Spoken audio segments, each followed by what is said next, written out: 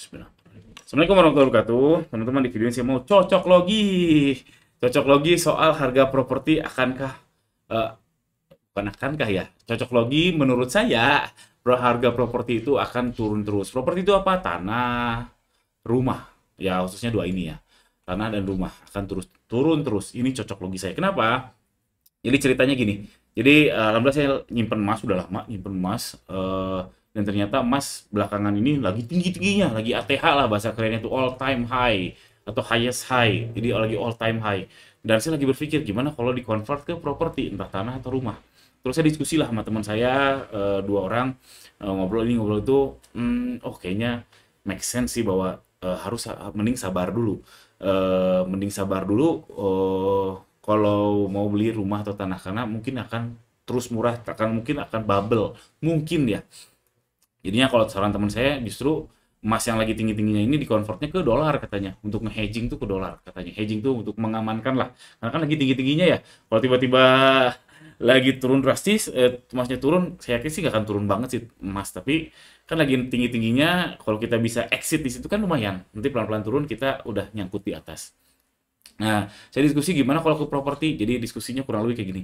Jadi sekarang itu yang secara global ya, pengamatan kami bertiga, yang punya rumah itu angkatan 70-60 lah. Nah, 50-an, yang kelahiran 50-an, 60, 70-an.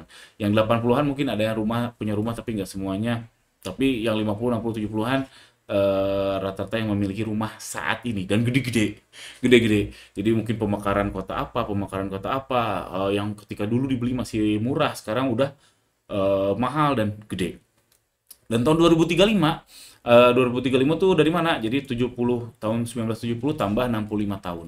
Tambah 65 tahun jatah umur kita ini rata-rata aja ya, jatah umur kita 65 tahun misal, dimisalkan. Itu insya Allah mungkin akan habis alias sudah nggak ada lagi yang bernyawa karena kan kepastian ya nyawa itu kita pasti mati makanya sedikit ngingetin bahwa orang yang mengingat mati adalah orang yang pintar itu kata Nabi Muhammad SAW.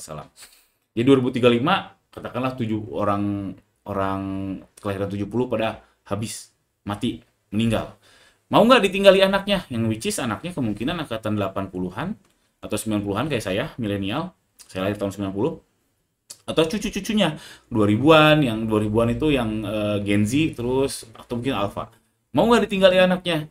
Setidaknya di survei ketiga orang saya diskusi sama dua orang itu kami semua sepakat kayaknya nggak deh kalau tinggal di rumah orang tua ya dengan alasan personal apapun ya mungkin karena ya kami sama-sama udah nggak tinggal juga sama nggak satu atap dan kalau nanti orang tua kami dua-duanya sudah tiada apakah mau ditinggali rumah tersebut saya pribadi nggak mau istri saya juga nggak mau dua teman saya itu pun nggak mau wah ada apa nih dengan alasan personal yang beda-beda tapi ya kalau kita generalisir which is ini namanya cocok logi katakanlah kebanyakan memang tidak mau seperti itu kebanyakan memang tidak mau meninggali atau meninggali itu kayak meninggalkan ya tidak mau tinggal di rumah mendiang orang tuanya alhasil apa harus dijual kalau nggak mau ditinggali dan kalau menjual ini ada masalah warisan namanya warisan tuh problematik teman-teman asli problematik setidaknya eh, saya mengalami sendiri ya keluarga saya mengalami sendiri soal warisan ini nggak selesai-selesai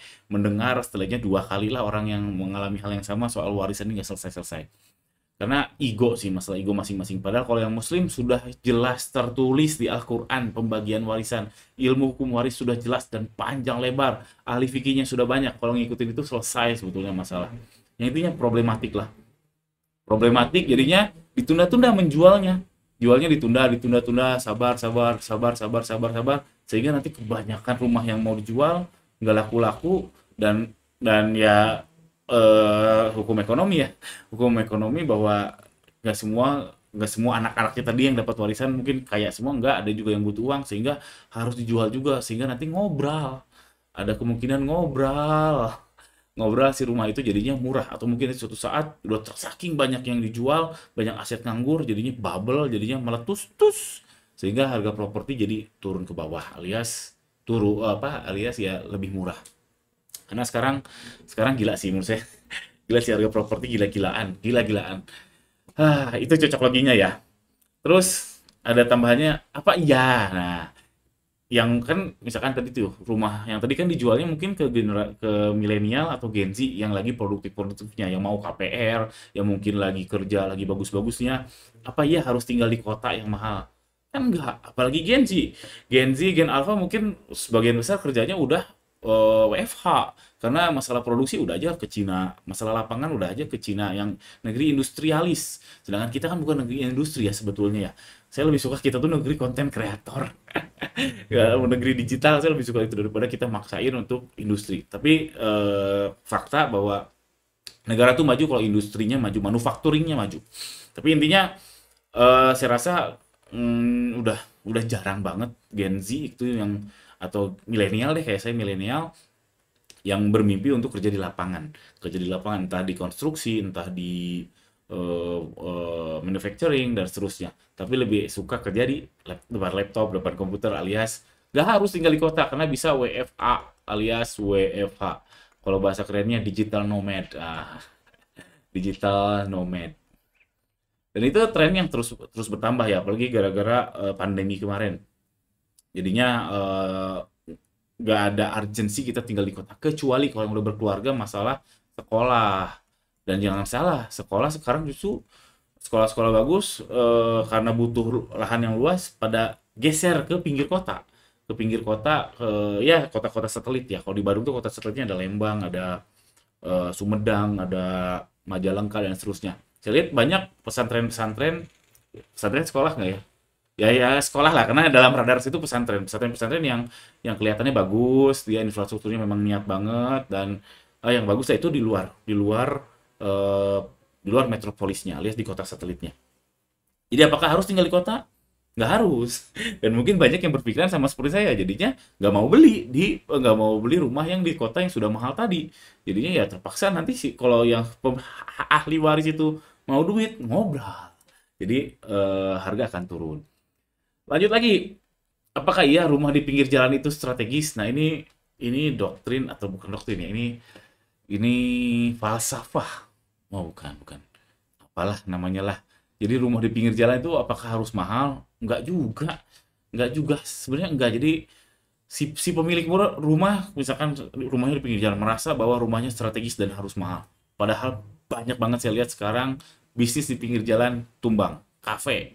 Apalagi kafe sih banyaknya kafe. Bengkel. Kafe bengkel yang jelas orang-orang beralasan, yang punya rumah beralasan, oh saya punya rumah di pinggir jalan harganya mahal karena bisa dibikin usaha. Padahal dia sendiri bukan pengusaha.